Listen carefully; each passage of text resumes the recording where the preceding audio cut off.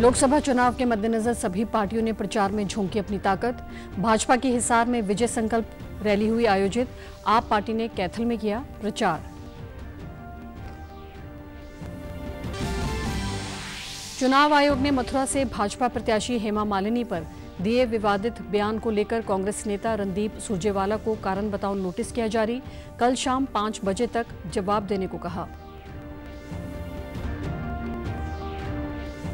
लोकसभा चुनाव में ज्यादा से ज्यादा लोगों की भागीदारी बढ़ाने के लिए प्रदेश भर में चलाया जा रहा है जागरूकता अभियान। पहली बार मतदान करने वाले युवा उत्साहित।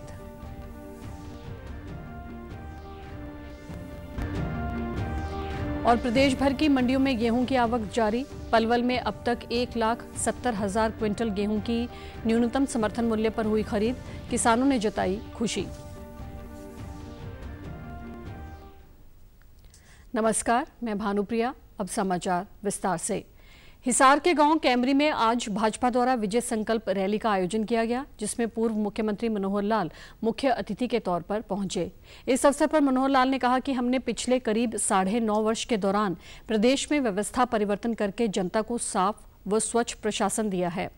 उन्होंने कहा कि भाजपा शासनकाल में प्रदेश में 1,30,000 बेरोजगारों को बिना पर्ची व बिना खर्ची नौकरियां दी। मनोहर लाल ने कहा कि प्रधानमंत्री ने गरीब के सिर पर हाथ रखते हुए गरीबों व जरूरतमंदों के लिए अनेक योजनाएं शुरू की। उन्होंने कहा कि हरियाणा के 5,800 गांव ऐसे हैं जहां पर 24 घंटे बिजली मिल रही है। उन्होंने जनता से अपील की कि वे 25 मई को हिसार लोकसभा से पार्टी उम्मीदवार रंजीत सिंह के पक्ष में अधिक से अधिक मतदान करके उन्हें लोकसभा में भेजें और नरेंद्र मोदी को तीसरी बार प्रधानमंत्री बनाने में अपना योगदान दें। अरे हाँ ना तो करो।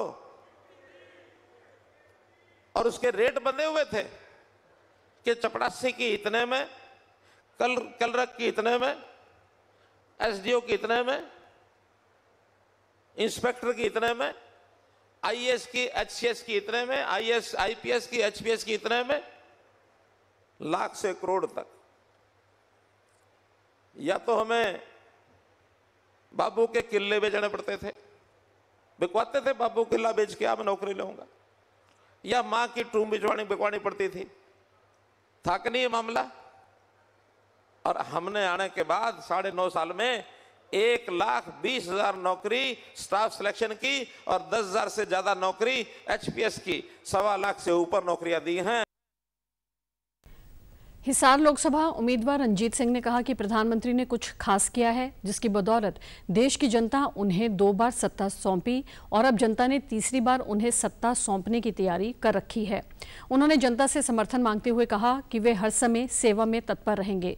रैली के संयोजक एवं विधानसभा उपाध्यक्ष रणवीर गंगवा ने इस अवसर पर कहा कि केंद्र व प्रदेश सरकार द्वारा किए गए जन कल्याणकारी कार्यों की बदौलत जनता तीसरी बार भाजपा को सत्ता सौंपने का मन बना चुकी है।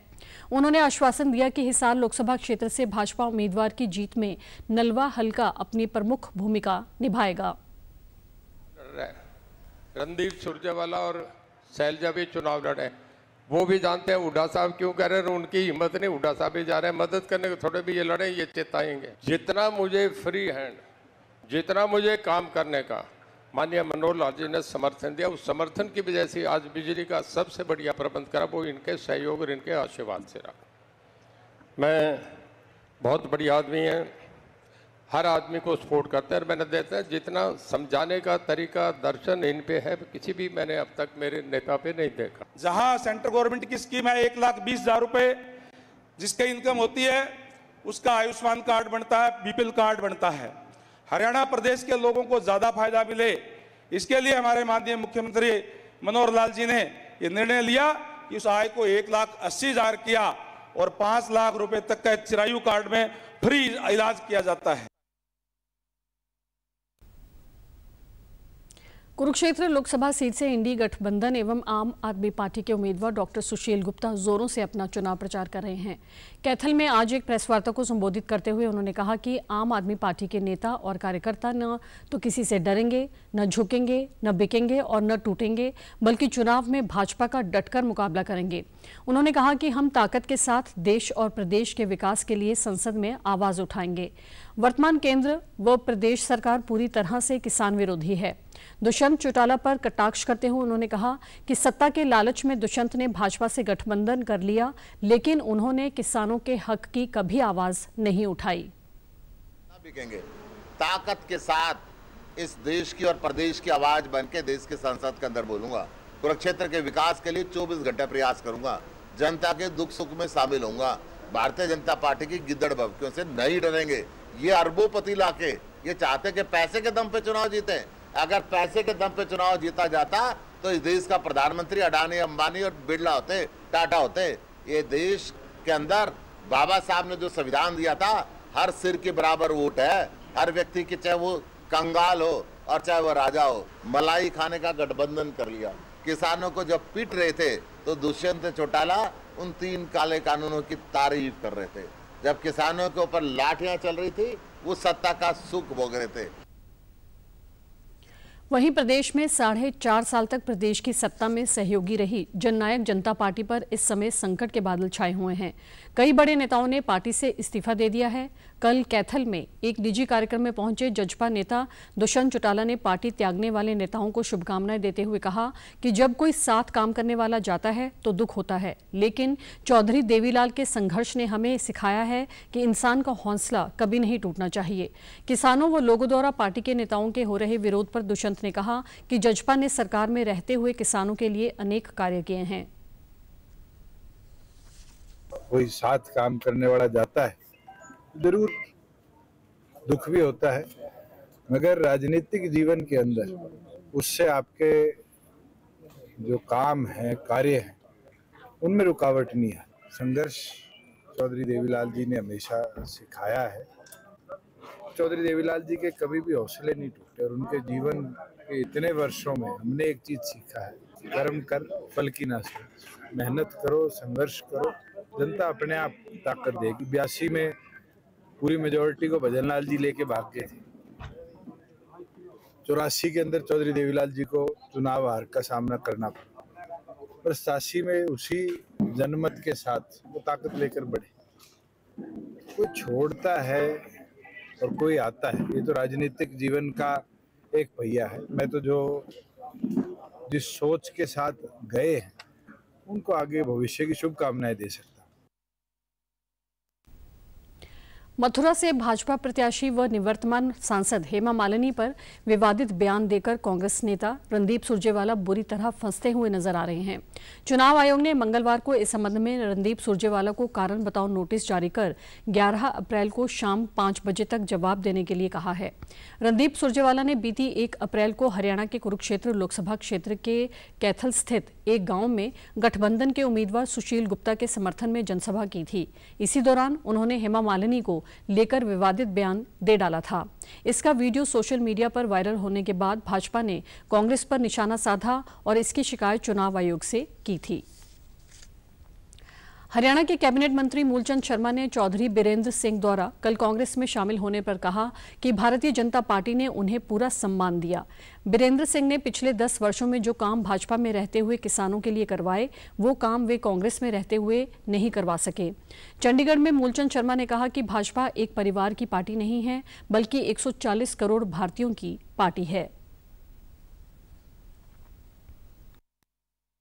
चौधरी बीरेंद्र बड़े नेता हैं, सर छोटू राम के नाती हैं और बड़े खिलाड़ी हैं राजनीतिक मंच के। 50 साल में तो कांग्रेस में कुछ मिला नहीं और भारतीय जनता पार्टी ने इतना बड़ा सम्मान, बहुत बड़ा सम्मान दिया, कभी कल्पना में नहीं थी और हम उनका सम्मान करते हैं।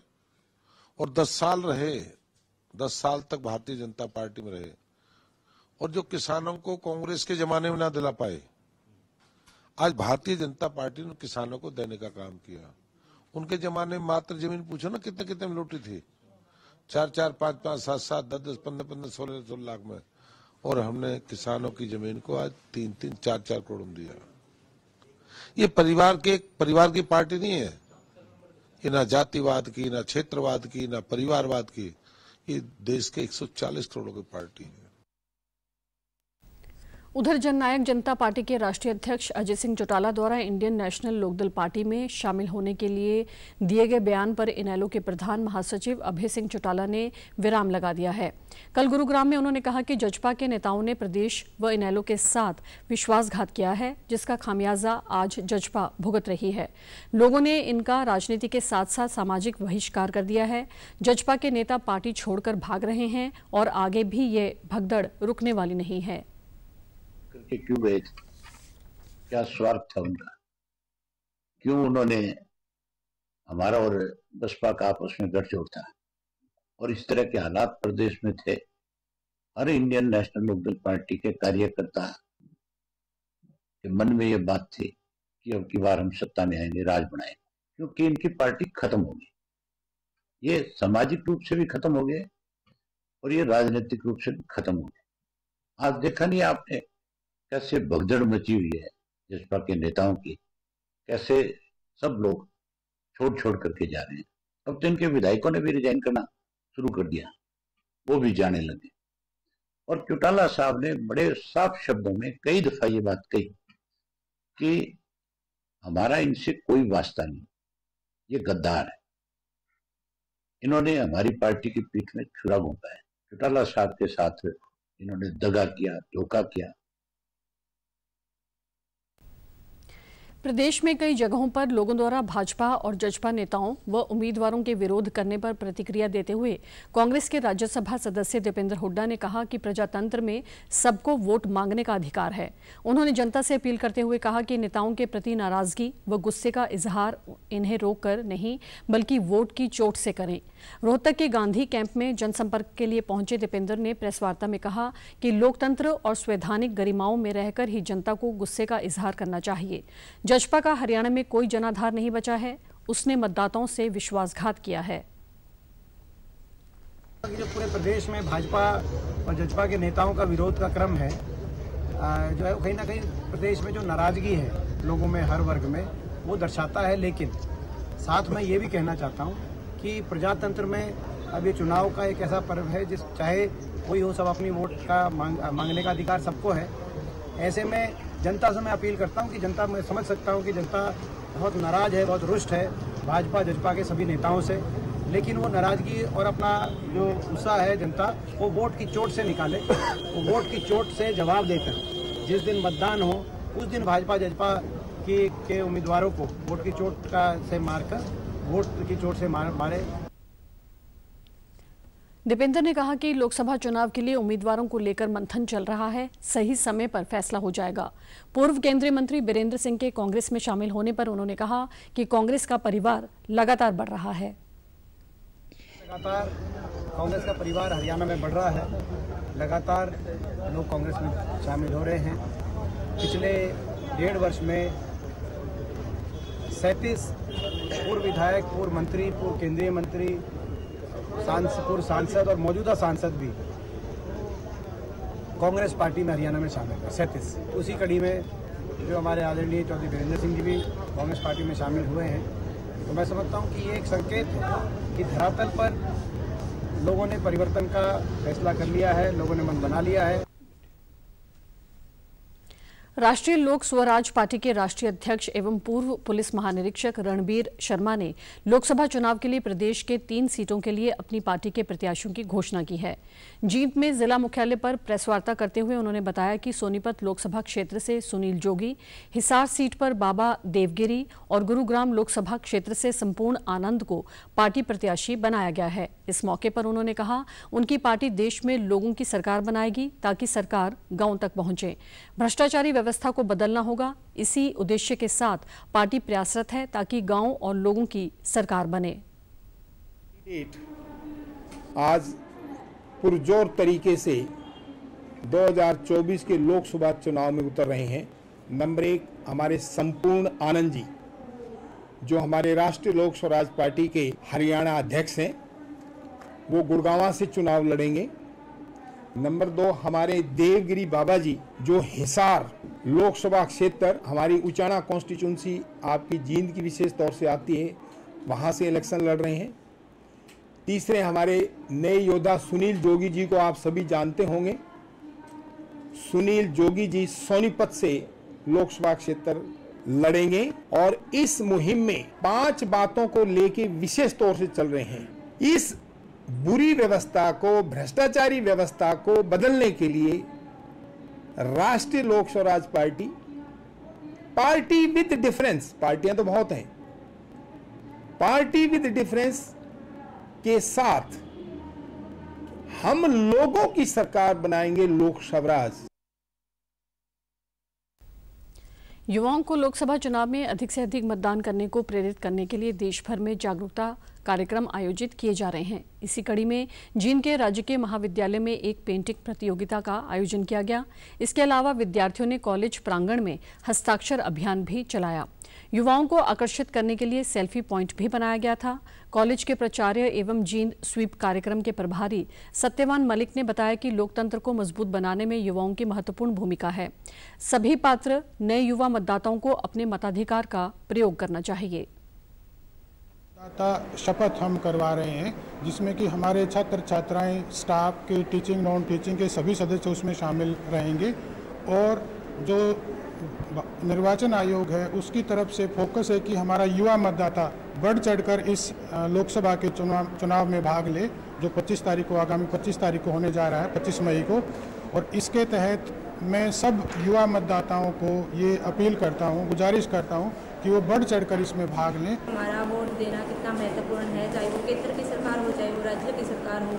एक वोट ही ऐसा माध्यम है जिसकी वजह से हम अपने देश के लिए एक नेता चुन सकते हैं, जो हमारे देश की भलाई के लिए हमारे योगदान दे सकते हैं।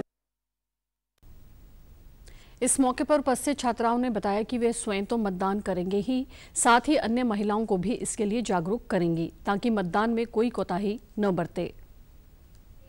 लोकसभा के इलेक्शन है तो फिर आप जरूर वोट डालने जाए, खास करके जो महिलाएं हैं और जो लड़कियां हैं वो जरूर वोट डालने जाए, अपना जल्दी काम करके। 25 मई को लोकसभा के इलेक्शन होने वाले हैं कि मेरे सभी महिलाओं से यही अनुरोध है और लड़कियों से भी कि जिन महिलाओं और लड़कियों का वोट बना हुआ है वो अपना वोट जरूर डालें और इसकी जो मूल्यता है उसको लड़कियों तक पहुंचाएं। मतदान शुरू होने वाले हैं, मैं आपसे यही निवेदन करना चाहती हूं कि सभी लड़कियां मतदान करने जाए, लेकिन ऐसा नहीं है कि आंख मीच कर किसी को भी वोट डाल दे, अपने सोच समझ कर वोट डालना।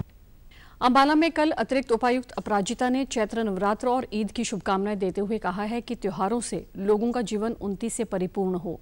उन्होंने कहा कि लोकसभा चुनाव आने वाले हैं, सभी मतदाता अपने परिवार के साथ वोट देने अवश्य जाएं और चुनाव रूपी यज्ञ में अपनी आहुति डालें। अंबाला वासियों को चैत्र नवरात्रों की एवं आने वाली ईद की बहुत बहुत शुभकामनाएं देती हूँ। मैं आशा करती हूँ कि इन त्योहारों से आपका जो जीवन है वो उन्नति से परिपूर्ण हो जाएगा। इसके साथ ही मैं सभी अंबाला वासियों से ये भी अपील करती हूँ कि जो आगामी चुनाव हैं 2024 के, उनमें आप स्वयं एवं अपने परिवार को लेकर वोट देने अवश्य जाएं और इस चुनाव रूपी यज्ञ में अपनी आहुति अवश्य दें। लोकसभा चुनावों को लेकर लोगों को मतदान के लिए जागरूक करने को लेकर इन दिनों छात्राओं द्वारा विशेष अभियान चलाया जा रहा है। अंबाला के बराड़ा स्थित संत मोहन सिंह खालसा लबाना गर्ल्स कॉलेज की प्राचार्य डॉक्टर इंदु विज ने बताया कि कॉलेज की छात्राओं द्वारा भी रैली निकालकर लोगों को मतदान के लिए जागरूक किया जा रहा है। साथ ही निबंध और स्लोगन प्रतियोगिताएं भी करवाई जा रही हैं। के उपलक्ष्य में हम कॉलेज लेवल पे स्टूडेंट्स को अनेक प्रकार की एक्टिविटीज़ करवा के उनको जो है अवेयर कर रहे हैं कि जिनके वोटर आईडी कार्ड नहीं बने वो वोटर आईडी कार्ड बनवाएं और अपने फैमिलीज़ में भी जो लोग हैं जिनके अभी तक स्टूडेंट्स के साथ साथ अगर फैमिली में भी किसी का वोटर आईडी कार्ड नहीं बना तो उनके भी आईडी कार्ड बनवाएं। और अपने कॉलेज के स्टूडेंट्स को हम ये समझाना चाह रहे हैं कि सिर्फ अपने तक ही सीमित ना रहें वोट कास्ट करने के लिए, अपने घर परिवार में भी ये चीज़ें उनको बताएं, परिवार में भी और अपनी जो है सोसाइटी में, विलेज में, जहाँ जहाँ से ये बच्चियाँ आती हैं सबको अवेयर करें कि वोटर कास्ट करना कितना ज़रूरी है। वहीं विद्यार्थियों ने बताया कि वे पहली बार इस लोकसभा चुनाव में मतदान करेंगे। इसको लेकर वे काफ़ी उत्साहित हैं। वह ऐसी सरकार चुनेंगे जो देश के विकास में सहायक हो। वे लोगों को भी मतदान के लिए प्रेरित कर रहे हैं। बहुत ज़्यादा ज़रूरी है क्योंकि फिर हमें एक मतलब ऐसे लीडर की ज़रूरत होती है, मतलब जो सारे देश को अच्छे से संभाले। अगर हम वोट नहीं देंगे तो फिर हमारे लिए ये गलत होगा ना। मैं अपनी पहली वोट डालने जा रही हूँ और इस इलेक्शन में मैंने पहली बार अपना वोटर कार्ड बनवाया और मैं वोट भी डालूँगी और मैं बहुत उत्साहित हूँ कि मैं फ़र्स्ट टाइम वोट कर रही हूँ। मैं हमेशा देखती थी कि वोट कैसे करते हैं, पहले चिट से होती थी, अब मशीन से होती है, लेकिन वोट डालना भी बहुत ज़रूरी है। हमें लीडर चूज़ करना भी बहुत ज़रूरी है, हमारे देश के लिए भी ज़रूरी है और वेलफेयर के लिए भी ज़रूरी है। तो मैं बहुत उत्साहित हूँ। मैं सभी से अपील करूँगी कि अपना वोट दे और अपने वोट को ज़रूरी समझे। हर एक व्यक्ति का वोट उतना ही ज़रूरी है जितना किसी भी व्यक्ति का। ये बात नहीं होती कि हम आम इंसान है, हमारा वोट की कोई कीमत नहीं है। हर एक व्यक्ति की वोट की उतनी ही कीमत है जितनी किसी अन्य व्यक्ति की है। तो हमें सबको वोट देना चाहिए, एक अच्छे नेता चुनना चाहिए। हरियाणा राज्य परिवहन मतदाताओं को लोकतंत्र के महापर्व में शामिल होने और अधिक से अधिक मतदान करने के लिए जागरूक करने में अहम भूमिका निभा रहा है। सूचना, जनसंपर्क, भाषा एवं संस्कृति विभाग हरियाणा द्वारा हरियाणा राज्य परिवहन की बसों पर मतदाता जागरूकता प्रचार सामग्री लगाई गई है, जो मतदाताओं का ध्यान अपनी ओर आकर्षित कर रही है। साथ ही लोगों को 25 मई के दिन बढ़ चढ़कर मतदान करने के लिए प्रेरित कर रही है। अतिरिक्त उपायुक्त अखिल कुमार ने बताया कि लोकसभा चुनाव में मतदान प्रतिशत बढ़ाने के लिए करनाल बस स्टैंड से विभिन्न रूटों पर चलने वाली हरियाणा रोडवेज की बसों के जरिए लोगों को जागरूक किया जा रहा है। बसों पर मतदाता जागरूकता प्रचार सामग्री, बैनर व पोस्टर चस्पा करवाए गए हैं। स्क्रीन हैं स्मार्ट सिटी हेल्थ डिपार्टमेंट इनकी, वहाँ पर वो स्वीप एक्टिविटी और वो इलेक्शन के रिलेटेड मैसेज डिस्प्ले हो गए हैं। लिफ्ट्स में स्टिकर्स लग गए हैं। रोडवेज की बसों पे विभाग द्वारा वो कैंपेनिंग चल रही है कि स्वीप एक्टिविटी और वोटर अवेयरनेस वो लोगों को वो सब डिटेल्स उस पर दी जा रही है। स्पेशल जो फॉर्म 6 से नए वोट बनाए जाते हैं वो बनाए गए हैं और कॉलेजों में भी हर तरह की स्वीप एक्टिविटी की जा रही है कि वो लोग वोट डालेंगे। इन पोस्टरों में लोगों से छुट्टी का दिन समझकर घर पर आराम न फरमाइए, मतदान केंद्र पर मतदान करने आइए, लोकतंत्र की सशक्त तस्वीर, उंगली पर नीली लकीर जैसे स्लोगन व टैगलाइन से अधिक मतदान करने की अपील की जा रही है। साथ ही लोगों को मतदाता हेल्पलाइन नंबर 1950 की भी जानकारी दी जा रही है। ये जो लोकतंत्र का महापर्व अब इलेक्शन के रूप में आ रहा है, लोगों को ये जागरूक किया जा रहा है इन बसों पे पोस्टर लगाने के माध्यम से कि भी लोग ज़्यादा से ज़्यादा अपने मत का प्रयोग करें। वोट भले ही किसी को दें, परंतु अपने मत का प्रयोग करें, मतदान करें, ताकि एक अच्छी सरकार, अच्छी संस्था और अच्छा जो है ना इस देश के भविष्य के लिए अच्छा होगा। आम लोगों का ये अधिकार भी है कि भी अपना मत देना है। लोगों को जागरूक करने के लिए, अपने मत का प्रयोग करने के लिए, इसलिए इसमें हमारी भी जिम्मेवारी बनती है कि लोगों को जागरूक करो, अपने मत का उपयोग करो और जो है वोट चाहे किसी सरकार को दो, लेकिन हमने वोट डालना जरूरी है। पोस्टर देखेंगे, उनको बताया भी जाएगा कि भाई 25 मई को जो इलेक्शन है, बस रोडवेज बसों पे लगा रखा है, पोस्टर वगैरह लगा रखे हैं और सभी को अपना वोट जरूर देना चाहिए, चाहे किसी मर्जी पार्टी को देना चाहिए, अपना वोट वेस्ट नहीं करना चाहिए, देना चाहिए। हाँ, अपने मित्रों को कहूँगा वोट इस बारी वोट डालें, क्यों कम ये वोट गंवाना चाहिए, वैसे वोट देना चाहिए। लोकसभा चुनाव के मद्देनजर केंद्रीय चुनाव आयोग ने सभी निजी हथियार पुलिस स्टेशन में जमा करवाने के निर्देश दिए हैं। जिला फतेहाबाद में सशस्त्र धारकों ने अपने हथियार जमा करवाने शुरू कर दिए हैं। थाना प्रभारी ओम प्रकाश ने बताया कि आदर्श आचार संहिता लागू होने के बाद पुलिस प्रशासन प्रदेश भर में शांति से चुनाव करवाने के लिए तैयार है। इसी कड़ी में लोगों को अपने निजी हथियार जमा करवाने के लिए जागरूक किया जा रहा है। उन्होंने कहा कि जो सशस्त्र धारक अपने हथियार जमा नहीं करवाएगा, उनके खिलाफ उचित कानूनी कार्रवाई की जाएगी। अपना हथियार जमा करवाने आए जगराज सिंह ने बताया कि पुलिस प्रशासन के आदेश के अनुसार उन्होंने अपने हथियार जमा करवाकर रसीद ली है। यह चुनाव आयोग का अच्छा निर्णय है ताकि चुनाव शांतिमय हो सके। उन्होंने अन्य सशस्त्र धारकों से भी अपने हथियार शीघ्र जमा करवाने का आह्वान किया। अपना जमा करवाना नहीं करवा रहे उनके खिलाफ लिख के डीसी साहब को भेजा जाएगा, उनके खिलाफ लाइसेंस कैंसिल करने की कार्रवाई की जाएगी। क्या तो सभी से ये है कि अपना असला तुरंत जमा कराया था। 30-35% अभी जमा हो गए, लगातार जमा होने लग गए। सर ये है कि कोई लाइसेंस अपने जिसके पास भी लाइसेंस धारक है वो अपना असला जमा कराए। पलवल अनाज मंडी में गेहूं की सरकारी खरीद सुचारू रूप से चल रही है। मंडी में अभी तक 1,70,000 क्विंटल गेहूं की खरीद की जा चुकी है। इस बारे में जानकारी देते हुए मार्केट कमेटी के सुपरवाइजर विजय सिंह ने बताया कि मंडी में हरियाणा वेयर हाउस और फूड एंड सप्लाई द्वारा गेहूं की खरीद की जा रही है। खरीद के साथ साथ गेहूं का उठान का कार्य भी जोरों पर है ताकि किसानों को कोई परेशानी ना हो। मंडी सुपरवाइजर ने बताया कि मंडी में फसल लेकर आने वाले किसानों के गेट पास काटे जा रहे हैं। किसानों की सुविधा के लिए हेल्प डेस्क बनाई गई है। उनके लिए पीने के ठंडे पानी, बिजली व सफाई की व्यवस्था भी की गई है। उन्होंने किसानों से अपील करते हुए कहा कि वे फसल को सुखाकर मंडी में लाएं ताकि बिना परेशानी के फसल की बिक्री हो और उसका उचित मूल्य मिल सके। गेहूं की सुचारू रूप से खरीद की जा रही है। गेहूं का समर्थन मूल्य है 2275 रुपये और अभी तक गेहूं की सरकारी खरीद 1,70,000 क्विंटल की जा चुकी है और किसानों के लिए हमने डेस्क बनाए हुए हैं और किसानों से अपील करते हैं कि हम अपनी फसल सुखाकर और साफ करके लेकर आएँ और अभी लिफ्टिंग का स्टेटस अभी सुचारू रूप से चल रहा है। इस दौरान मंडी में आए किसानों ने कहा कि गेट पास कटवाने के बाद सरकारी एजेंसी द्वारा गेहूं की खरीद की गई है। उन्हें किसी तरह की कोई परेशानी नहीं हुई।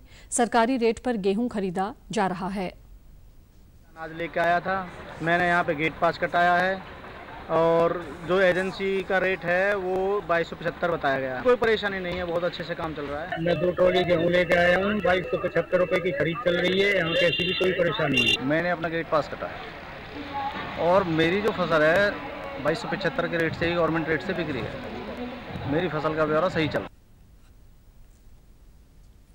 आज चैत्र नवरात्र का दूसरा दिन है। इस दिन मां दुर्गा के दूसरे स्वरूप मां ब्रह्मचारिणी की पूजा अर्चना की जाती है। ऐसी मान्यता है कि मां ब्रह्मचारिणी की कृपा से व्यक्ति को जप तप, त्याग और संयम की प्राप्ति होती है। सुबह से ही देश भर के मंदिरों में भक्तजनों का तांता लगा हुआ है। वहीं पंचकुला स्थित माता मनसा देवी मंदिर में भक्तजन सुबह से ही माता के दर्शनों के लिए कतारों में लगे रहे। पहली बार माता मनसा देवी मंदिर में माथा टेकने अन्य राज्यों से आए श्रद्धालुओं ने कहा कि यहां आकर अच्छा लगता है। उन्होंने कामना की कि हिंदू नववर्ष संवत सभी के लिए खुशियां लेकर आए। मां के दरबार में सच्चे मन से मांगी गई सभी मनोकामनाएं पूर्ण होती हैं। देवी आई हूँ, मुझे आके हमेशा बहुत अच्छा लगता है। आज पहला नवरात्र है तो माता के दर्शन करेंगे और अच्छे साल की शुभकामना करेंगे कि सब अच्छे से हो जाए। मैं वैसे तो मेरठ से हूँ, लेकिन मेरी अभी पिछले महीने शादी हुई है पटियाला में, तो मैं अपनी सासू माँ के साथ, अपने पति और अपने ससुर जी के साथ यहाँ पर आई हूँ माता के दर्शन के लिए। मनसा देवी के बारे में बहुत कुछ सुना था और आज हम यहाँ पे माता के दर्शन के लिए आए हैं। मेरा सौभाग्य है, सबसे सुना है कि यहाँ पे मनोकामनाएं पूर्ण होती हैं। हम भी अपने मन में कुछ भाव लेके आए हैं, कुछ चीज़ें सोच के आए हैं जो शादी से पहले हमने सोची थी, आगे अपनी लाइफ को लेके सोची थी। आज माता के सामने हम सच्चे दिल से, श्रद्धा से वो सब मांगेंगे और हमें पूरी विश्वास है माता पे, दृढ़ विश्वास है कि वो सब कुछ पूरा होगा। वहीं पंजाब के राज्यपाल और यूटी प्रशासक बनवारी लाल पुरोहित ने कल देर शाम माता मनसा देवी मंदिर में माथा टेका और हवन में भाग लिया। उनके पश्चात हरियाणा के चीफ सेक्रेटरी TVSN प्रसाद ने अपनी पत्नी के साथ माता मनसा देवी के दर्शन किए और मंदिर परिसर में स्थित यज्ञशाला में मंत्रोच्चारण के बीच आयोजित हवन में आहुतियां डाली। उन्होंने इस पवित्र मौके पर श्री माता मनसा देवी श्राइन बोर्ड के कैलेंडर का विमोचन भी किया। शिव शिव शुंभ निशुंभ महाः सर्पित भूत पिशाच रते जय जय हे महिषासुरमर्दिनि रम्यकपर्दिनि शैलसुते रम्यकपर्दिनि।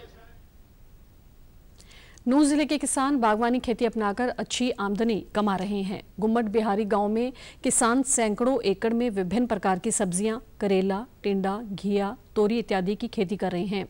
दिल्ली NCR की मंडियों में मेवात की सब्जियों की जबरदस्त मांग रहती है। कुछ ही समय में करेले व टमाटर की सब्जियां भी मंडी में आनी शुरू हो जाएंगी। जिला बागवानी अधिकारी डॉक्टर दीन मोहम्मद ने बताया कि जिले के किसान परंपरागत खेती को छोड़कर बागवानी खेती के लिए आगे आ रहे हैं। लो टनल विधि से अक्टूबर व नवंबर महीने में इन बेल वाली सब्जियों की बुआई की जाती है। इस बार पैदावार अच्छी है और किसानों को भाव भी अच्छा मिल रहा है। किसान मेवात का किसान खुद अग्रसर होकर आगे आ रहा है और झुंडे की बजाय लो टनल तकनीक का, जिस पे कपड़ा ढका जाता है, लो टनल तकनीक का जो है प्रयोग करके और ऑफ सीजन में इनको नवंबर में और अक्टूबर में बुआई करता है बेल वाली सब्जियों की। और अब जैसे ही टेम्परेचर राइज हुआ है 15 फरवरी के बाद और इसकी फ्रूटिंग आ गई है, बहुत अच्छा इनका रेट मिल रहा है क्योंकि नॉर्मल सीजन इसका सोइंग का अब शुरू हुआ है फरवरी में और हमारे यहाँ से सब्जियों की पैदावार शुरू हो गई है। तो हमारे जिले में इसका भी कम से कम 18,000 के एकड़ में घिया, तोरी, करेला, टिंडा की सब्जी लगी हुई है। किसानों ने कहा कि बागवानी खेती में लागत कम और मुनाफा अधिक होता है, पानी की भी बचत होती है। सभी किसानों को बागवानी खेती अपनानी चाहिए ताकि वे कम खर्चे में अधिक आमदन कमा सकें।